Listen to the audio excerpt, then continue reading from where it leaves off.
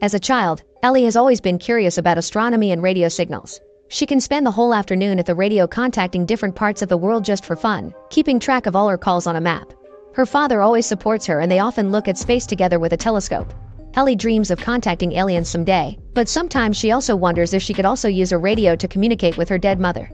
Years later, Ellie is a doctor working for the Search for Extraterrestrial Intelligence program or SETI at the Arecibo Observatory in Puerto Rico.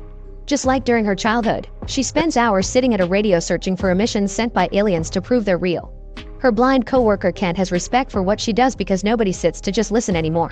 Ellie starts a new map marking all the spots in the galaxy she's already checked. One day while having lunch at a restaurant, Ellie is approached by Palmer who asks about the observatory's current work. He's writing a book about how technology affects third world countries and has a little plastic compass that he tries to gift Ellie, but she gives it back. Palmer gets flirty and they agree to meet on Tuesday.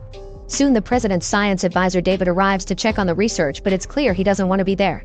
On Tuesday night they throw a party and David keeps explaining how science projects need to make profit since it's using people's taxes. Ellie tries to explain the importance of scientific research and Palmer comes to her defense, only for David to call him father. As Ellie's mood drops, she asks Palmer if he's a priest and he denies it, explaining he got a master in divinity and now he does secular humanitarian work with the support of third world churches. Ellie is skeptical but she still leaves with him and they watch the stars for a while so she can share some of the things she knows. She also tells him the story of how her dad inspired him to become an astronomer. The duo shares a kiss and ends up spending the night together. After they're done, they have a philosophical talk about God and science. Palmer truly believes in God but Ellie thinks there must be an explanation for everything. Then Palmer asks Ellie about her childhood, learning her mother died during childbirth and her father when she was 9.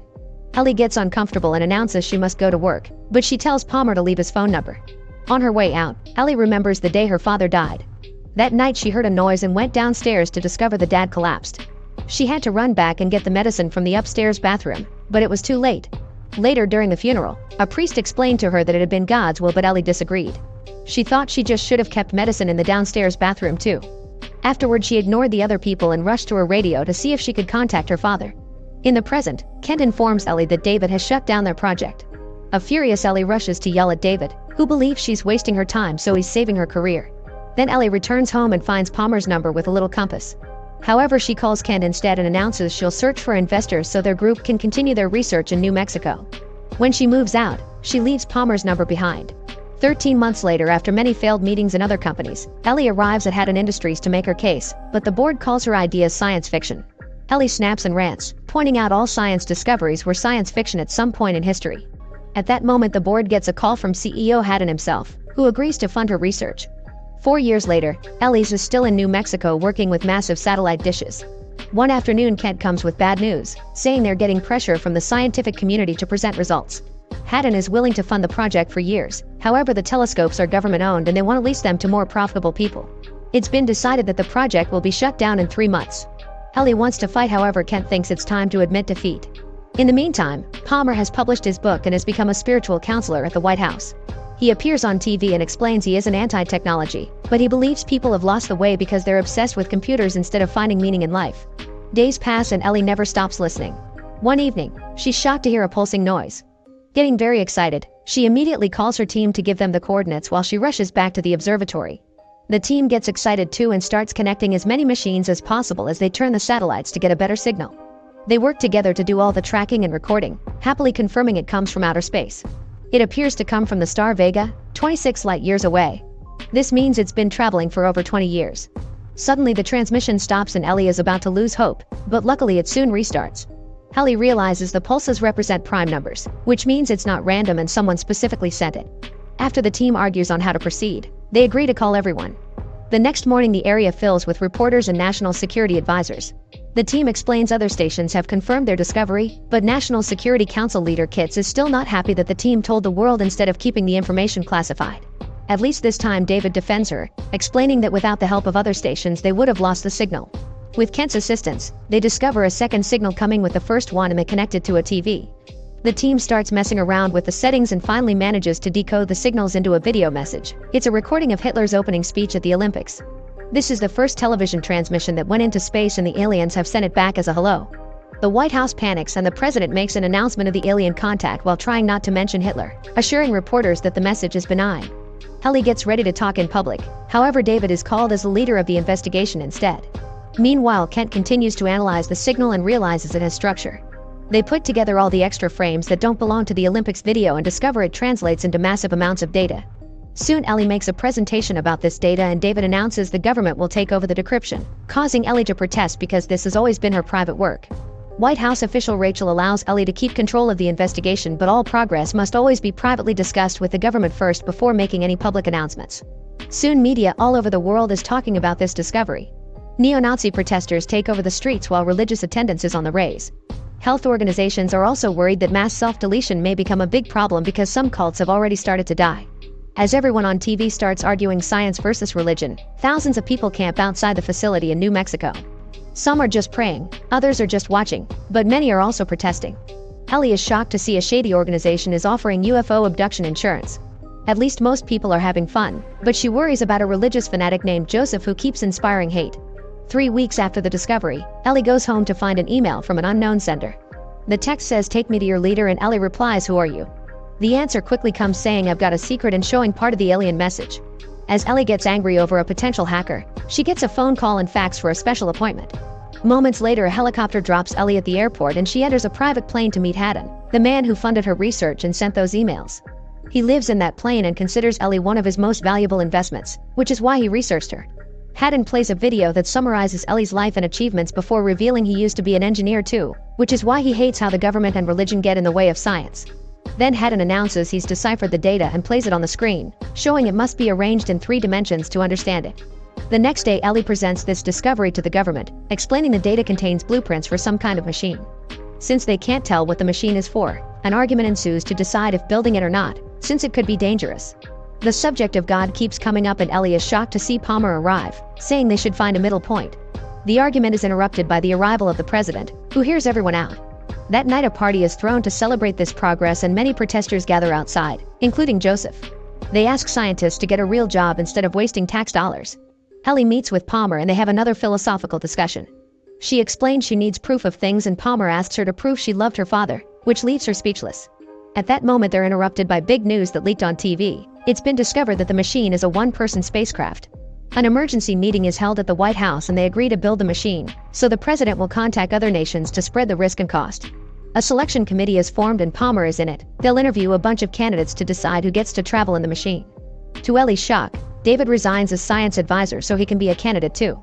Soon media starts discussing how much this whole project will cost the country and who is worth of making such a trip. There's a lot of controversy surrounding the 10 final candidates because 1/3 are American, and Japan doesn't volunteer anyone in exchange for a systems integration subcontract. Ellie appears on TV saying the traveler should understand the language of the message and that she doesn't think the aliens would send them something that doesn't work, so it shouldn't be dangerous. This doesn't stop the top astronaut on the list from withdrawing his candidacy when his scared children ask him to. Later, Ellie meets with Palmer and explains that due to time dilation, the person will only spend 4 years in the ship but 50 years will have passed on Earth. She thinks the sacrifice is worth it if it means finding such important answers, and they end up kissing again. On the day of the candidate interviews, Ellie does incredibly well and the committee is ready to finish. However, Palmer cuts in to ask her about her atheism, which makes her look bad in front of everyone. In the end, David is the chosen one. In the evening, Palmer visits Ellie to explain he couldn't choose someone who thinks most of the world is delusional, so a crying Ellie gives him back the compass and kicks him out. The machine is built at the Kennedy Space Center in Cape Canaveral, and crowds begin gathering there too. Lots of testing is being done using a robot to detect any side effects for the passenger. On the day of the launch, Ellie attends the event and David tells her he wishes her idealism had been enough, but unfortunately the world runs on a profit system. Then Ellie joins the team in the control room and watches in excitement how the spacecraft is activated, its rings rotating around it as some sort of accelerator. While the final tests are run, Ellie looks at the monitor and notices Jospa pretending to be a worker near the ship. She immediately warns David and everyone runs to tackle Joseph down, but it's too late. He activates a bomb and a huge explosion brings down the tower. As the crowd panics and runs, the falling parts destroy the ship and kill a bunch of workers, including David. Some debris flies off but nobody gets hurt outside the ship area. Sometime later, the authorities hold a proper funeral for the fallen ones while the news show the goodbye video left by Joseph, in which he said he did everything for the goodness of mankind. When Ellie returns home, she discovers some machines waiting for her in her room. She presses a key and a video call starts, revealing Haddon in the Mir space station. He's living there because he's dying of cancer and wants to have his last days in space. He zooms in on a camera in Hokkaido Island, surprising Ellie with a second ship built by Japan. The company that got the contract is a subsidiary of Haddon's and did all this in secret. Ellie immediately travels to Japan in Haddon's private plane and meets the team in a big ship. They teach her all she needs to know about the trip and share the safety precautions, including a container of poison. They've given this to astronauts for years in case they need to self-delete because they could get stuck floating in space after a ship failure. In the evening, Palmer visits Ellie and gives her the compass, confessing he actually didn't vote for her because he didn't want to lose her. Soon the media is announcing there's a second machine, but no reporters are allowed on the site. On launch day, Ellie gets nervous when she sees all the rings rotating, but she advances anyway. The technicians make all the connections to her suit and put a camera on her head so the whole trip gets recorded. Palmer uses his contacts to bring Kent in so he can give Ellie a good luck message before takeoff. The ship begins vibrating, which is normal, but Ellie also notices a strange light. She tries recording it for the team, but the footage is all static. She theorizes it must be some electromagnetic field and is shocked to see the ship becoming transparent. The countdown begins and the team is worried, especially when the ship starts glowing and all the numbers on the computers are off limits. They consider aborting the mission. However, Kent hears Ellie's voice through the static swearing she's good to go. The sea starts going crazy in the area and shakes the ship right before the spacecraft finally takes off. Ellie is amazed by the lights that surround her, which quickly turn into the most amazing and beautiful celestial views.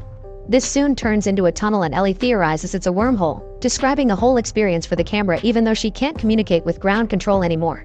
After crossing what appears to be residual radiation, the ship stops and Ellie sees Vega. Looking around reveals a weird contraption nearby, only for the ship to suddenly take off again. Now Ellie flies through a series of wormholes, which keeps having a strange effect on her face. Eventually it stops at another star system and Ellie notices a city on a planet.